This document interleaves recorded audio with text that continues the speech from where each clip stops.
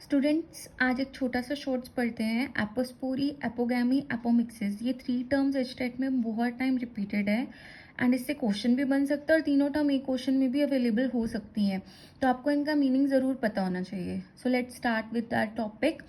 Apospory, एक चीज़ कभी भी ना ध्यान रखना, जो ये लास्ट का टर्म होगा ना, मतलब इस चीज़ से वो चीज़ डेवलप हुई है, ये चीज़ बन नहीं रही है, ये चीज़ हमेशा याद रखना। ये मैं ट्रिक बता रही हूँ।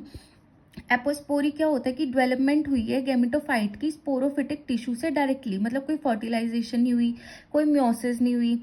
इंस्टीड क्या हुआ कि स्पोर्स तो बने ही नहीं म्योसिस के थ्रू, डिप्लॉयड सेल से सीधा स्पोरोफाइट बन गया।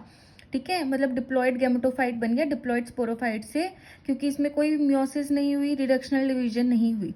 इसका एग्जाम्पल है terrace. The prothallus gametophyte develop directly from leaf sporophytic tissue. Note के आपको याद रखना है कि इसमें जो गैमेटोफाइट बनता है वो डिप्लॉयड है। फिर है एपोगैमी। अब इसमें क्या ट्रिक होगी, गैमी मतलब हमारा यहाँ पे स्पोरोफाइट बन रहा है किससे, गैमेटोफाइट से। Development of sporophyte directly from gametophyte cell. बस एक चीज याद रखना है, इसमें जो गैमेटोफिटिक सेल होगा वो एक्स सेल को छोड़ के और कोई भी सेल हो सकता है। Usually vegetative cell without fertilisation, इसमें फर्टिलाइजेशन नहीं होती है, कोई फ्यूजन नहीं होती है गैमेट्स की।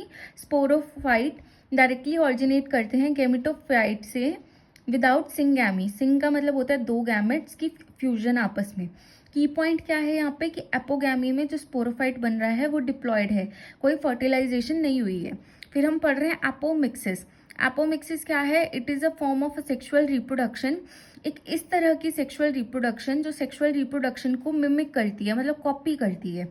और इसमें एक चीज़ याद रखना, एपोमिक्सिस में हम सीड्स बनाते हैं बिना फर्टिलाइजेशन के, और इसीलिए हम इसको अगैमोस्पर्मी भी बोलते हैं कि विदाउट स्पर्म और ओवा के फ्यूजन के हमारे सीड्स बन गए, अगैमोस्पर्मी। तो hope you like this concept.